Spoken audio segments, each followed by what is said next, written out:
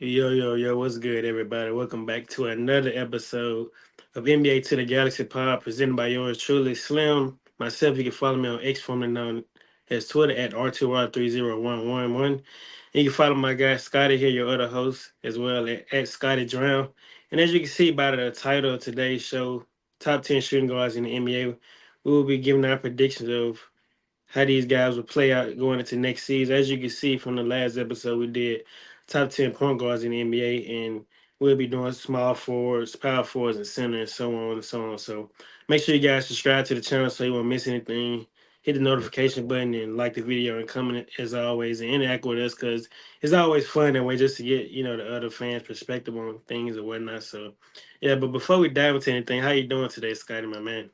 Yeah, I'm doing good, man. We almost to the end of the week, so I can't complain. The work week's almost over, so That is well, I'm happy with that, bruh. I'm good though. I'm ready to talk about this.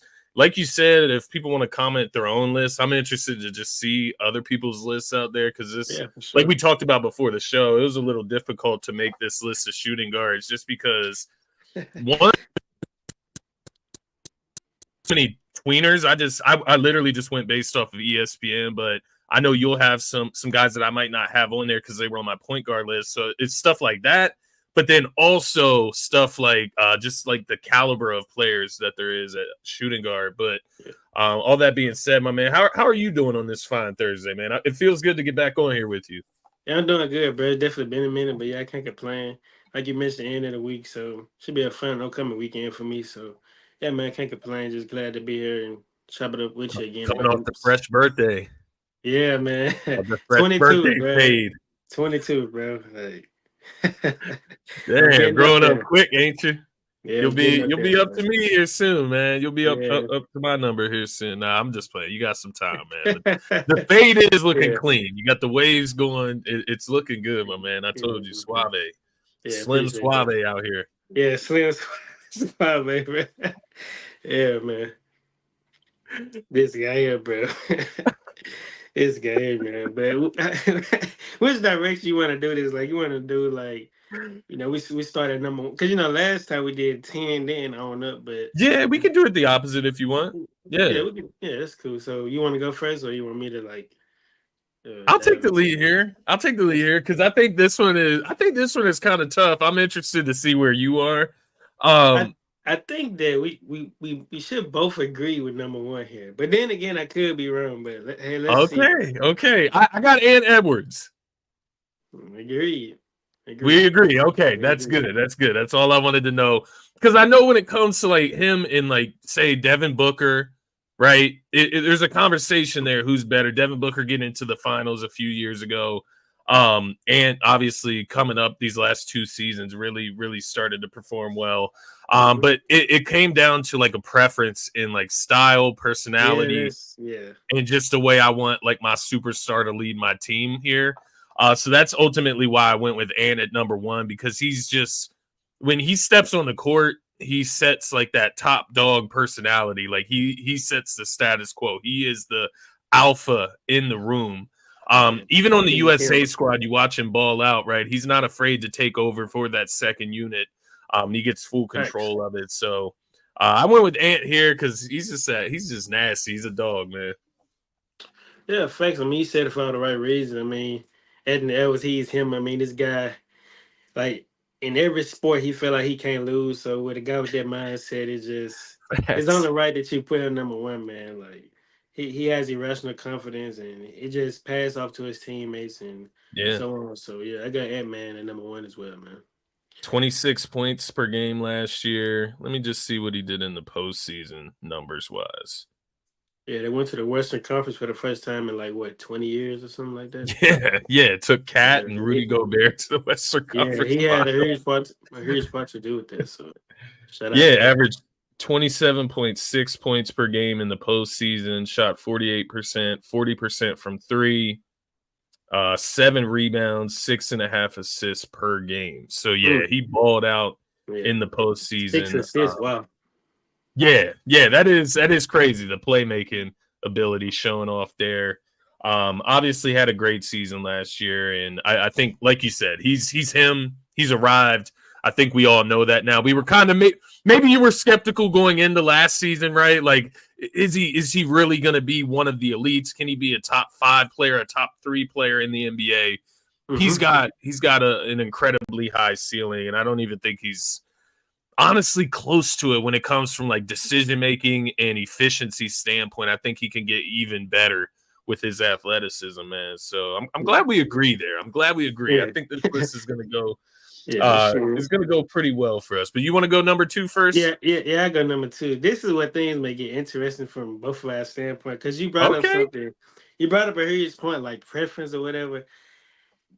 Now I wouldn't necessarily pick this guy from a preference standpoint, but just from a non-bias, I just say okay, well, and I went with Jalen Brown at number two, man. Like, I mean, Finals MVP, Eastern Conference Finals MVP. Like, he had one hell of a run, and he's only going to continue to keep it up. I mean, he was left off Team USA, so he's going to have that chip on his shoulder. Like, Yeah. he got paid, and All NBA, all that. Like, he's going to definitely continue to get better. I feel like as the years go on and on, like, I feel like he could take another leap, offensively as well. Just depends on how the offense goes or whatever between him and Tatum. But I think that he could definitely take another leap. So for me, man, I got Jalen Brown coming in at number two. Like, he definitely got to go out there and show guys why he should have been on Team USA still. So yeah, man, I got JB coming in at number two, man.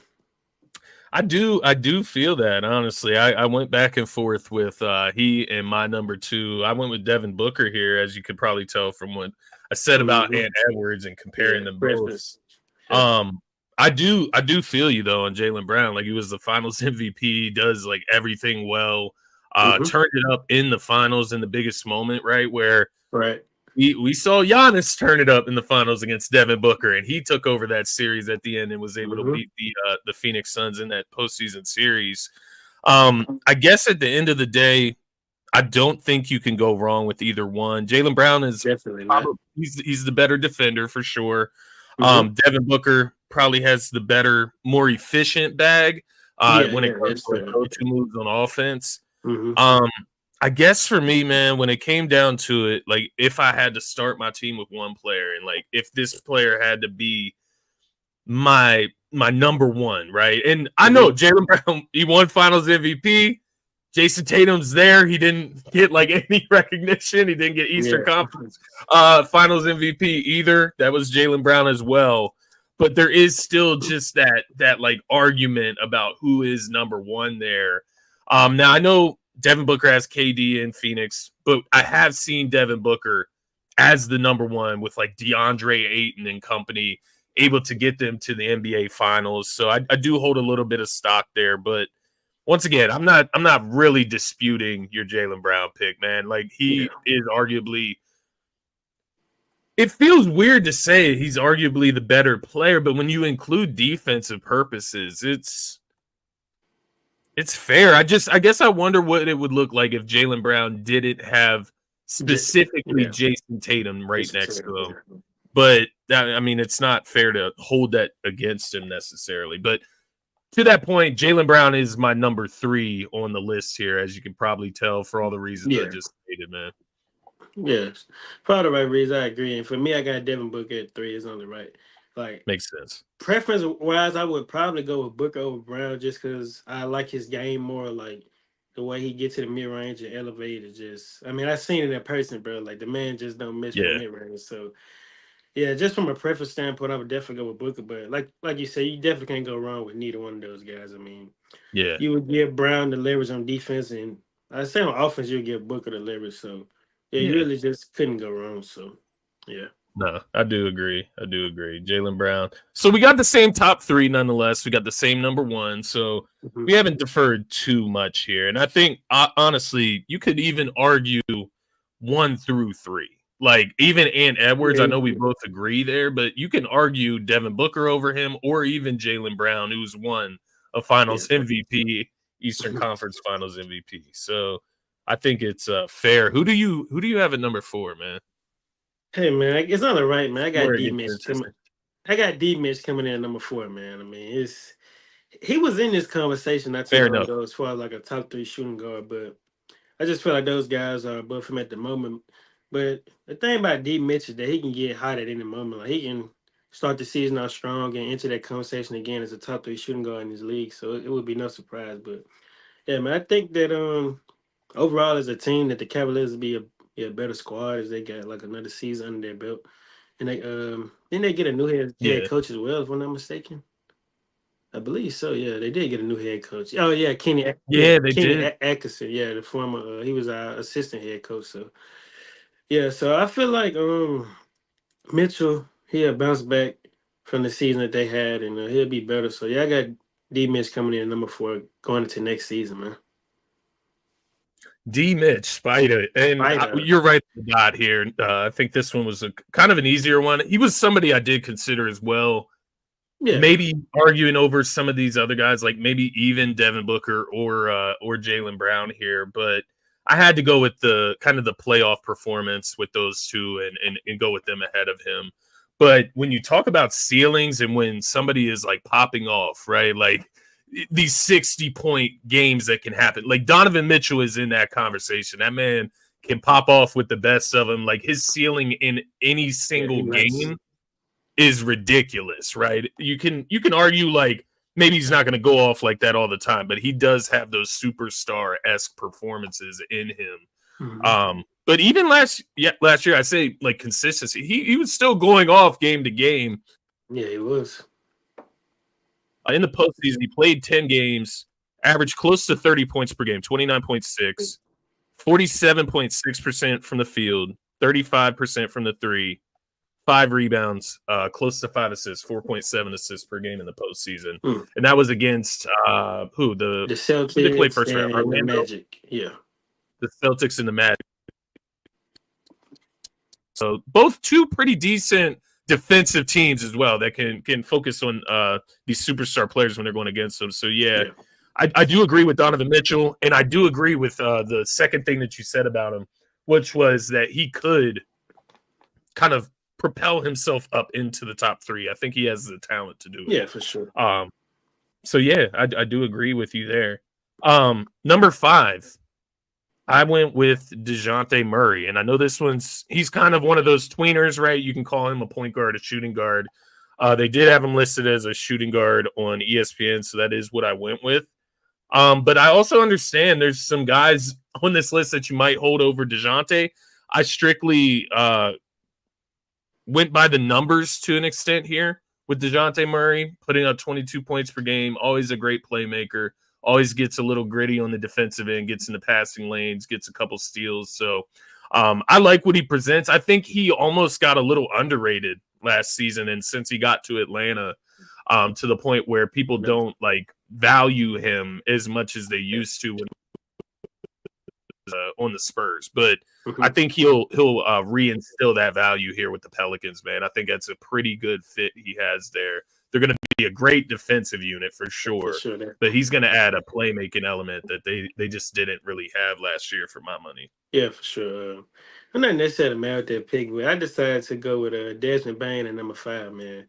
Last season, Desmond Bane, yeah. Oh man, you threw a wrench in me because he didn't play last year, and I did not even think of him. Mm-hmm. Yeah, he didn't play much last season, but he definitely like had a career year in the sense of just the way he was passing the ball, making plays or whatever. Like you can tell he gonna take another leap this upcoming season as well. He had a pretty solid season. He averaged like 22 points per game. So yeah, I mean with Ja coming back, the whole team coming together, I feel like he can be that legitimate second scorer for them guys. Probably take another leap from an offensive standpoint as well. But yeah, he definitely improved, like just overall, all around type of player. Like proving that he's more than just a shooter, that he can put the ball on the floor, get to the rim, make plays. That's and fair. Whatnot. So yeah, that's who I had, man. Desmond Bane come in number 5, man. Murray, it was definitely a back and forth for me because I definitely wanted to put Murray there, but I think that Bane going into next season will probably be the better overall player, in my opinion. So, yeah, I got Desmond Bane coming in at number 5, man. I think that's fair. I did look it up. He played about half the games last year, so they were all beat up. There wasn't really any incentive to like forcing people back from injuries. But he did put up great numbers, like you said, about 24 points, 23 points per game. 24 points, wow. Yeah, and about it looked like 5.5 assists per game. So he was helping in the facilitating role. I am interested to see how he'll, kind of react with Ja Morant stepping back to the forefront, taking more control of the ball. But maybe seeing what he was able to do with Ja Morant out will, incentivize them towards allowing Desmond Bane to do a little bit more with the ball himself. But I won't lie to you. I did not even think of Desmond Bane when I was making this list, but I'm thinking about it now and about where I would insert him. And I do think I would probably insert him right after DeJounte. I do see your point. Like, Desmond Bane is not done growing as a player. He could end up having a better season than DeJounte this year. But I am interested to see DeJounte's fit there in New Orleans with a bunch of guys that can make plays around him as well. Yeah, I agree. I'm interested to see what that will do for his numbers. But I'll go ahead and stick Desmond Bane in at number 6 for me here. Okay. So he'll hop right in. Somebody's getting dropped off the list now. So now we're getting interesting here. But that was a good call on Desmond Bane. I'm glad you called that out. Yeah, it was a good call. For me, I got DeJounte Murray coming in at number 6. I mean, you said it for all the right reasons. I don't have to just dive into too much detail, but I feel like him being alongside, Ingram, if Ingram's still on the team, because we really don't know at the moment. CJ McCollum, that when you put a guy like Murray alongside those playmakers, and even Zion, he can play make as well, but when you put a guy like Murray alongside those playmakers, it allow him to focus more on strictly just scoring the ball opposed to just having to initiate the offense and facilitate. So I definitely expect Murray points to go up this upcoming season for sure, and that'll be huge for the New Orleans Pelicans as they look to get back in title contention. So that's what I got coming in number 6, DeJounte Murray, man. No, obviously I get where you're coming from there. All the same reasons. I do agree with your point as well. Just having a little bit more freedom with other guys that know what they're doing there. You're not just strictly relying on DeJounte and Trae Young in a backcourt to make everything happen offensively. I do agree with that, man. This is really, I keep saying this every pick, but it is the entire list is interesting to me. Like, it is, man. I feel like right here we could go in completely different directions. Like, I feel like with the rest of this list, it's really about preference here.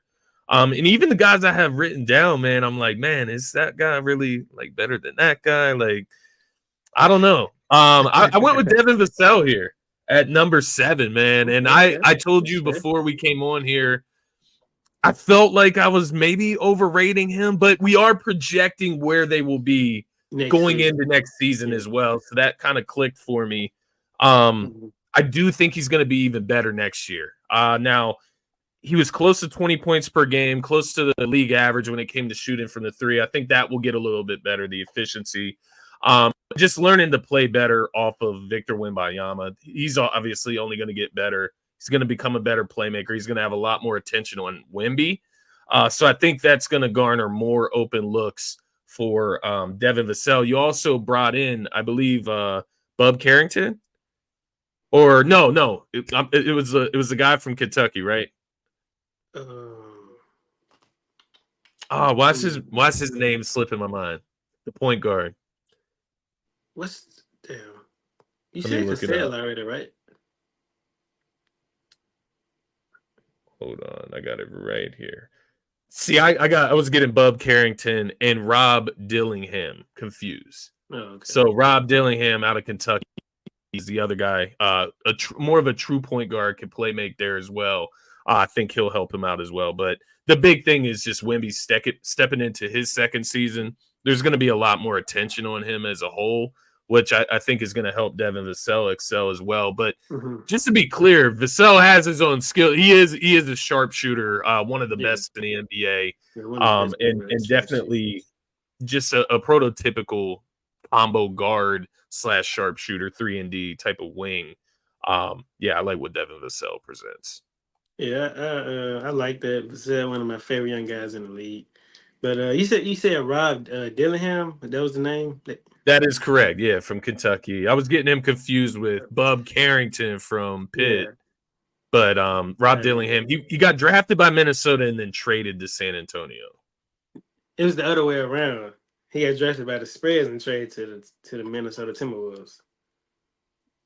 And Damn, so I mixed it up myself. yeah, it was the other way around. Yeah, Oh, you're right. Stephon Castle is the guard that they yeah, kept. You're right. You're right. yeah. You're right. Rob So, Dillingham they traded away mhm. to Minnesota. Yeah, I had that reverse. So Stephon Castle, I like him even more. Obviously, he was the fourth pick in the Mhm. draft.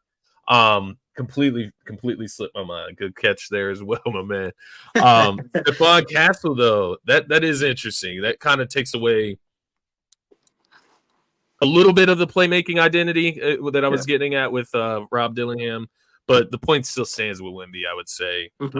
as far as just playing off of him Yeah. and excelling a You little bit more got, there. you But got Chris Paul and you got Harrison Barnes as well. So yes, sir. yeah. So what we at number 7? Number 7. Okay. Yeah. Yeah. So for me coming in at number 7, man, I got Jalen Green. He finished the season very strong last season.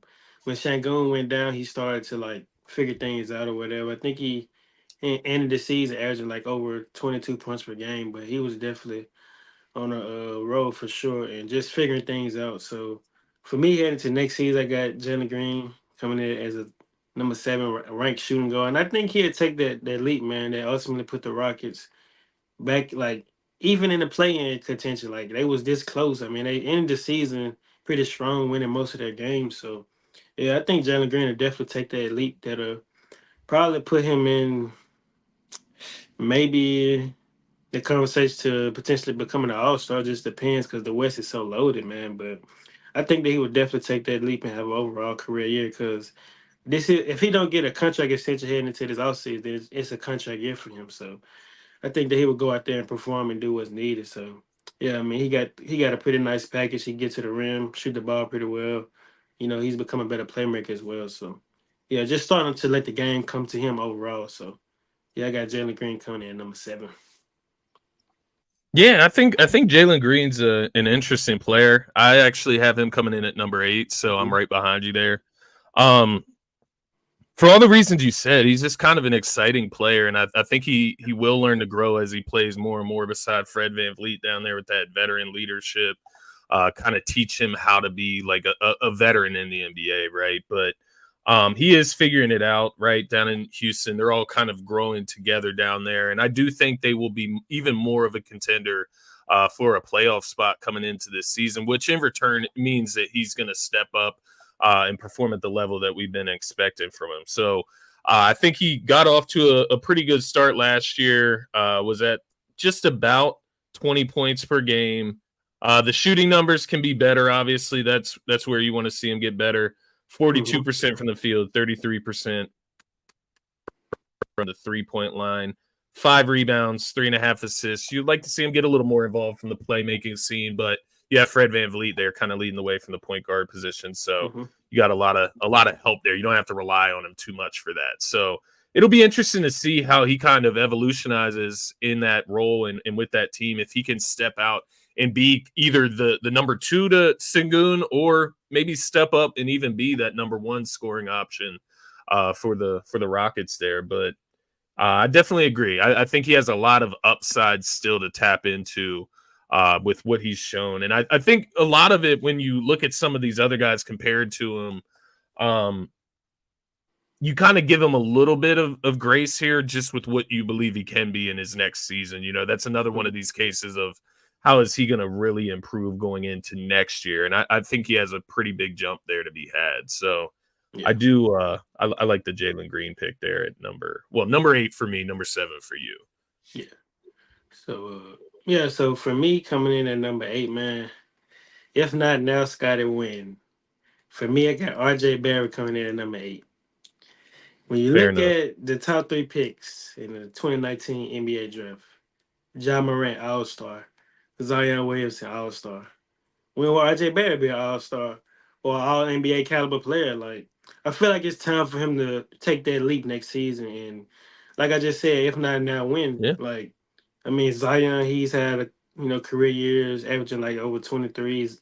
John Morant, same thing. But when I look at RJ, like he's averaged like 22 seasons now because he coming off a season where he averaged 20 points, and a few seasons ago he averaged 20 points. But when will he like put his name in the conversation like those elite 2-way wings, like Yeah. giving you like 22 to 23 points per game, like Jalen Brown, Tatum, so on and so on. So yeah, for me, man, I got RJ coming in at number 8.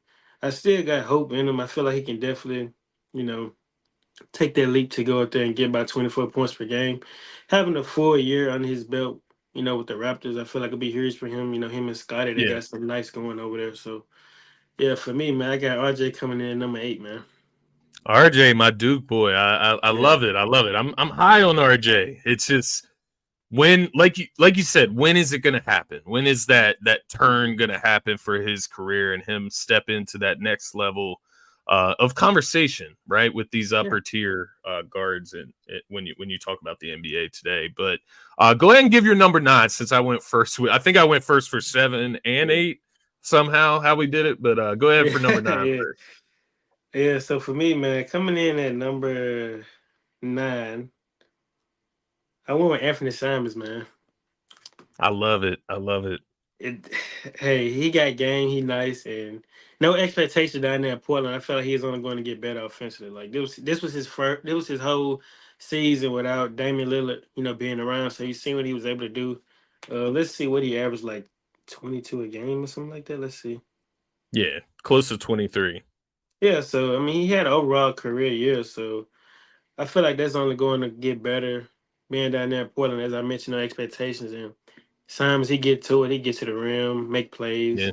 He just overall bucket getter. So I feel like he would definitely constantly get better. Being under Chauncey Billups and that coaching staff over there. So yeah, man, I got Anthony Simons coming in at number 9. I actually have Simons at number 9 as well. I was surprised that you had him in your top 10 as well, but he's the Yeah. guy, man. I'm really high as far as like what I feel like he could be in a meaningful situation. Mm-hmm. I think he could reach levels that we haven't seen him reach yet, which I'm talking maybe top 7, top 6, top 5 shooting guard in the NBA. I do think he has that capability. That's Whether or fair. not he can be that effective on the defensive end is where it'll come down to with his size, only being 6'3". But I do love his skill set. You mentioned it. He's just a bona fide scorer. Shot 38% from 3 last year. This was his season not playing with Damian Lillard. Like years before, you could maybe Yeah. accredit some of his production to Damian Lillard, a future Hall of Famer. Damian Lillard's not there last year. He still played a little over half the games last season, was able to still be in that number 1 role for Portland, average close to 23 points, shoot 38% on close to 9 attempts from 3-point per game last season. It's only going to get better as Portland gets better, in my opinion, or if he eventually gets moved somewhere else. There's been talk of that as well. Yeah. I would imagine he's a highly coveted target for somebody who is trying to go and compete right now.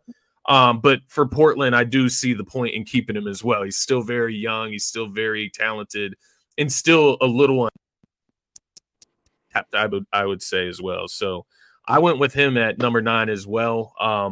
Want to see more from him in a full season next year for sure.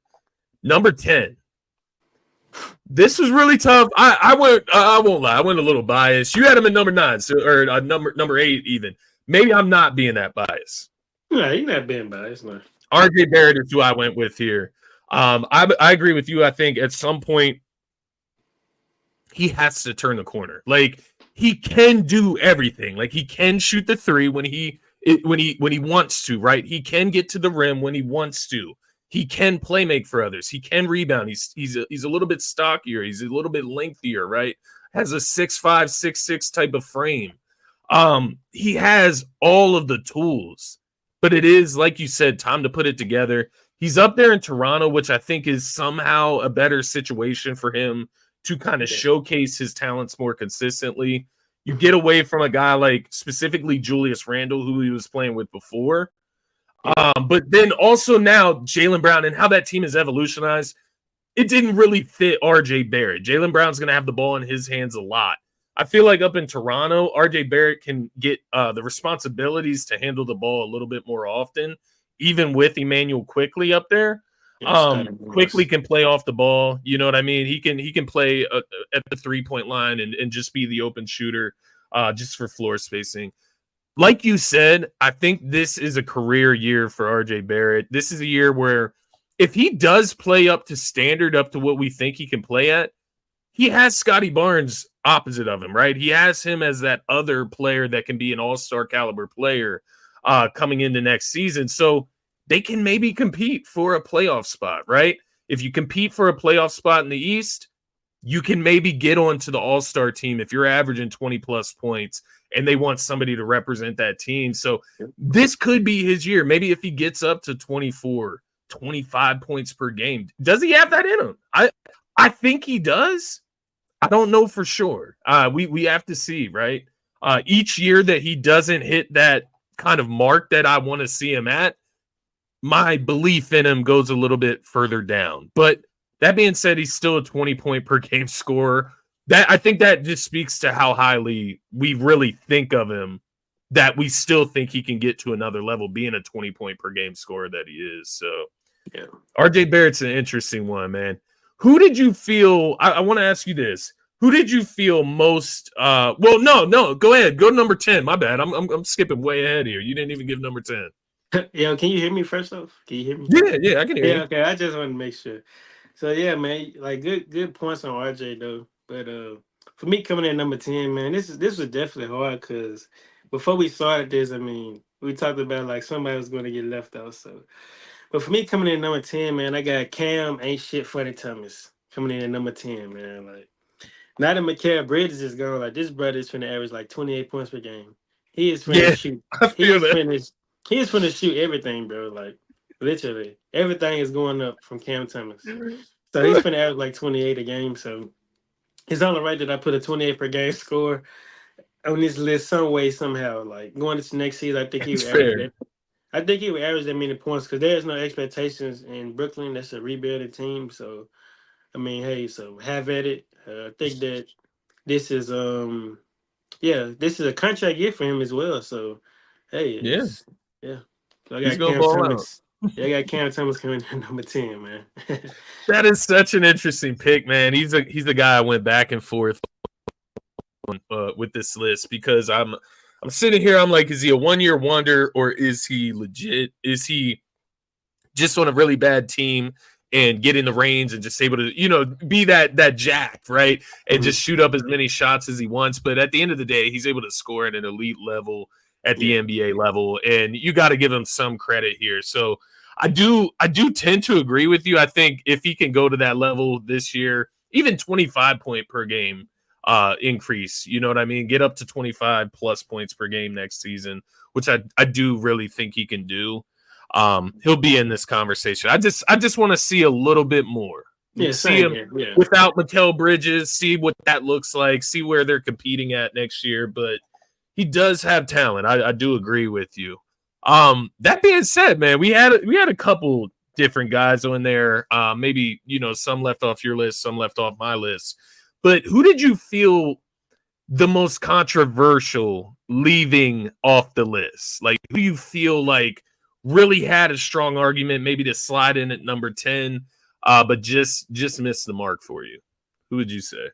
Oh man, that's very interesting. I'm not gonna lie to you. If you had to pick one more. I would go for Zell, Devin Vassell, because he didn't make my list. So Fair enough. he was the one that I really wanted to put on this list, but it was kind of hard for me to. I think So it's fair.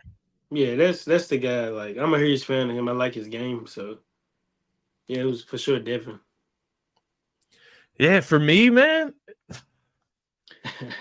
it feels so weird saying it because, like, I feel like CJ McCollum gets a bad rap. Hmm. And I guess you could look at him as a point guard too. I think that's another conversation to be had.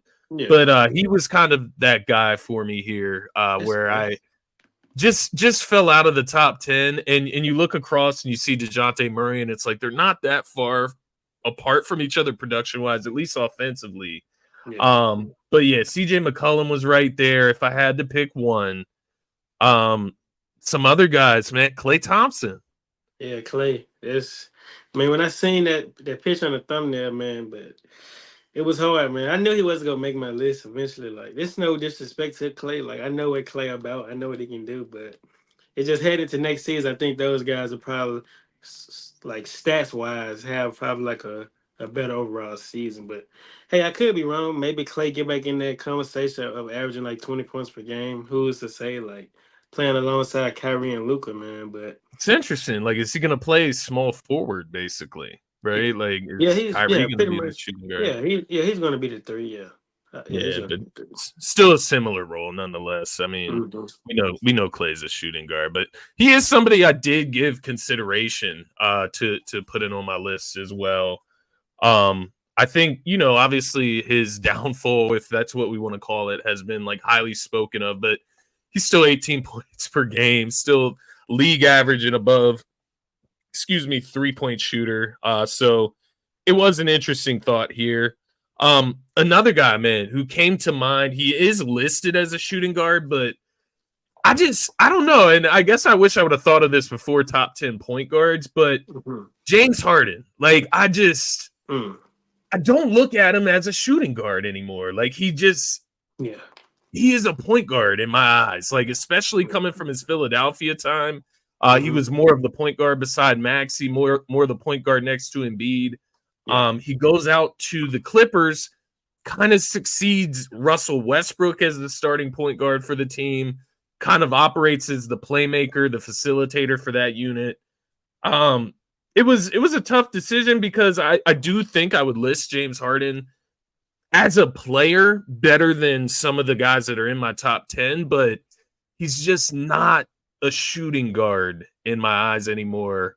And I guess even when it comes to top 10 point guards, he probably isn't making my top 10, Mm. but he is one of the best passers in the league, one of the best Yeah. passers of all time.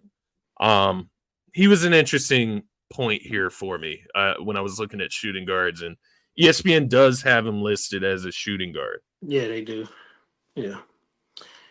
I mean, I feel you on that. I do view James as a point guard more than a shooting guard at this stage of his career, anyway. So Yeah. yeah. But yeah, man, it was a lot of more names like Emmanuel quickly. He's Yeah. young. He's young. I feel like he's going to get better. And Yeah, we even talk Terry about Rozier. RJ quickly could do the same thing. You know what I mean? Step into his own next year with Toronto. So Yeah. No expectations down there. He just got a bag this offseason. So yeah, man. What you think about a guy like Terry Rozier though? I mean, he's coming off pretty much like a 20 point per game season. Um, he's interesting, man. yeah, he did. He is He's interesting. interesting because we didn't get to see him enough for the Miami Heat, right? Like with Charlotte, it's whatever. Like I think he even averaged more over 20 points per game. Let me just pull him up here. Yeah, he's averaged like 22. I'm sure of. Yeah, he averaged 23. Well, he averaged 23 when he played For for the Charlotte Hornets. last year. Yeah.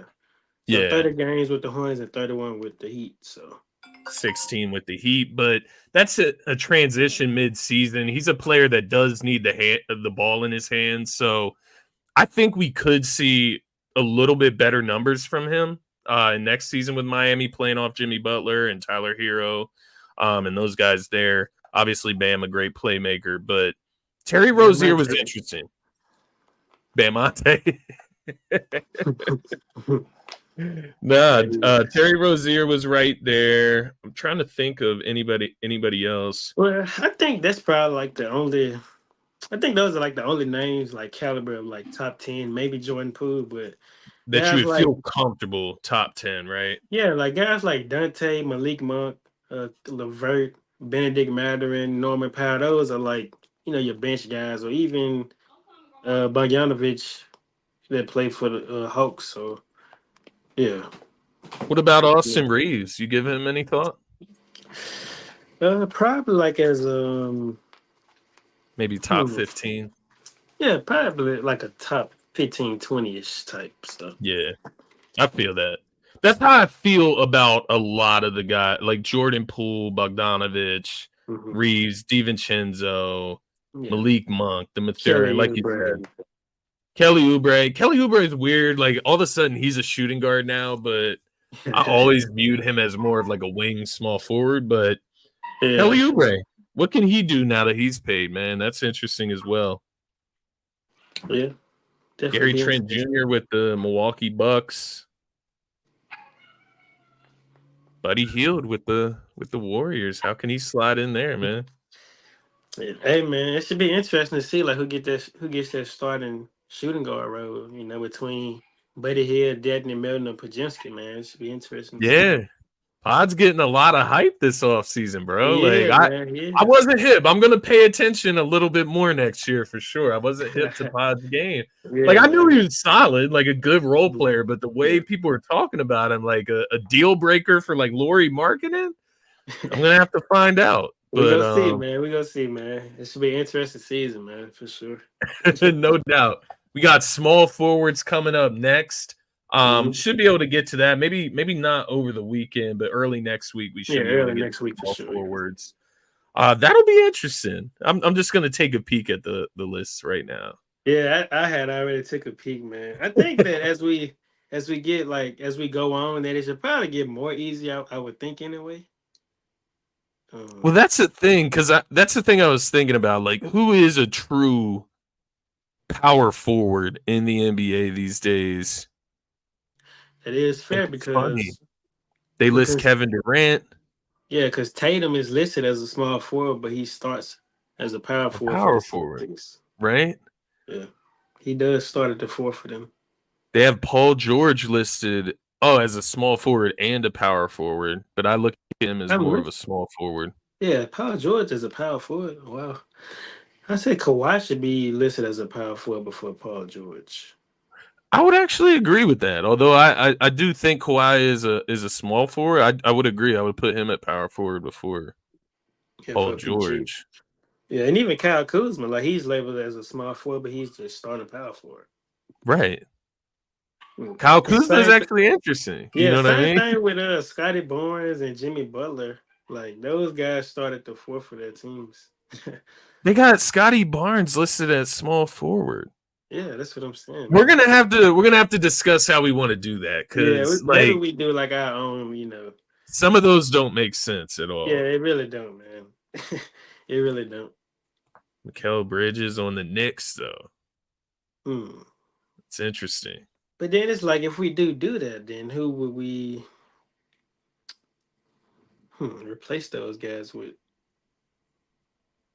I know. It's like then you're starting to mix around like everything.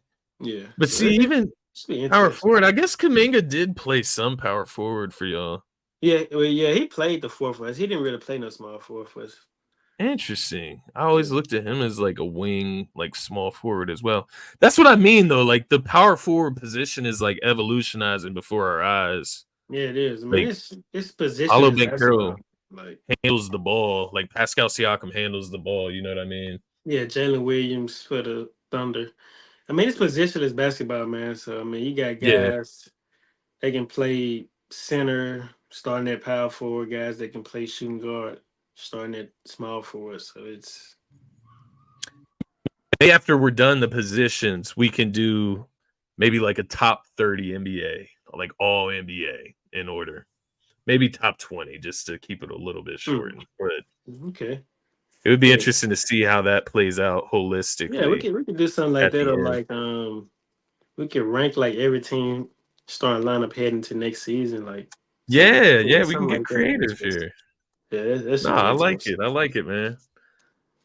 You got anything else for us today, my man? Got the Olympics going on right now, but that USA Yeah, is just taking Team care of USA. business. Yeah, man, such a luxury to have a guy like Kevin Durant coming off your bench. I mean, come on, man. Like easy money sniper. It's too easy for him out there, man.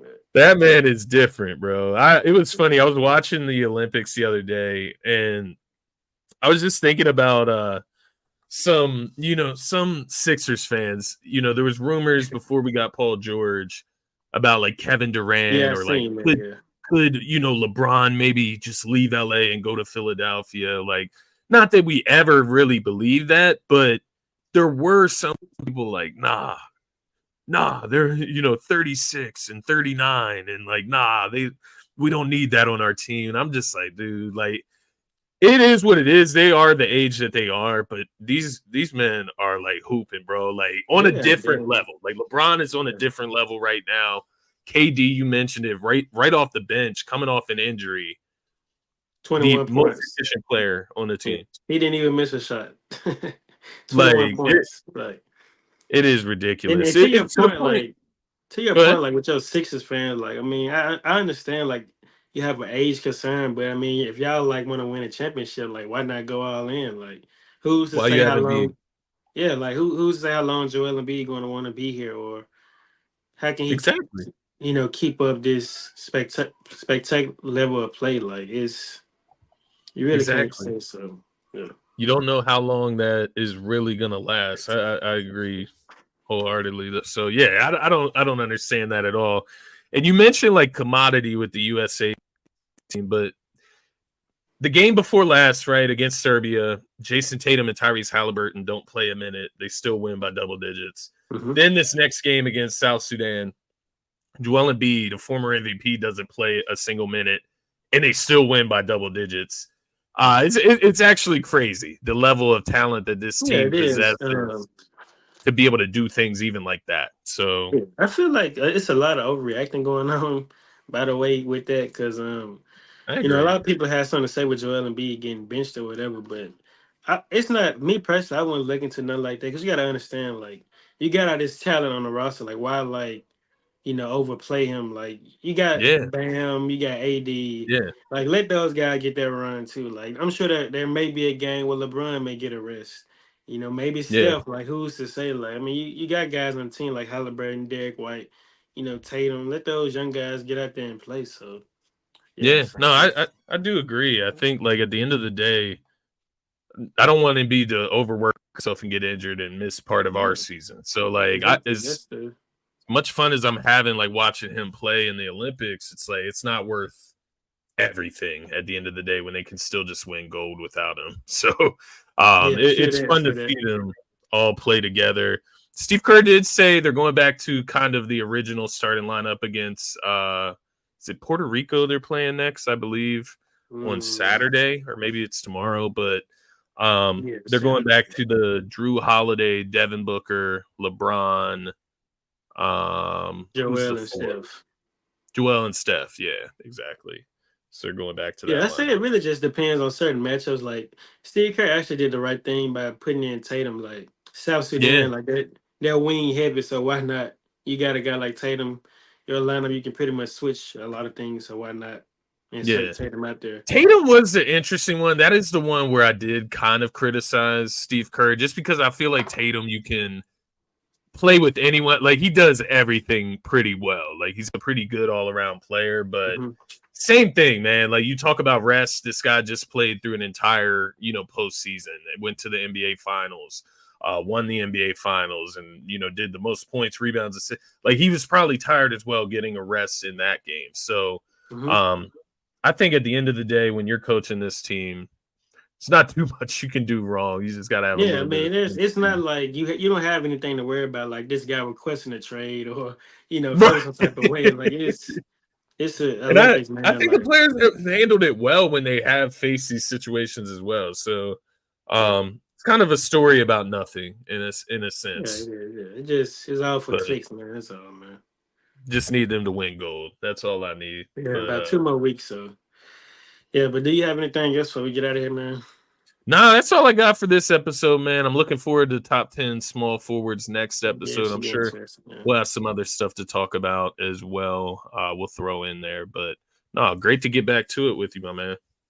Yes, sir. But make sure you guys follow our podcast channel on X at To The Galaxy Pod. And by the way, hit us with a follow as well. You can follow my guy Scotty here at Scotty John and myself at R2R30111. And yeah, man, it's a pretty good episode. Make sure you guys subscribe to the YouTube channel as well, to the Galaxy Pod. Comment on the video. Let us know what you guys think about our list, as well create your own list, and we'll Yes, give sir. our feedback on it as well. And just make sure you guys hit the notification button so you guys won't miss a live and just interact with us or whatnot. And yeah, the next episode should definitely be pretty interesting for sure. But yeah, but we'll dive more into that next episode. But yeah, with that being said, we out. Peace. Peace, everybody.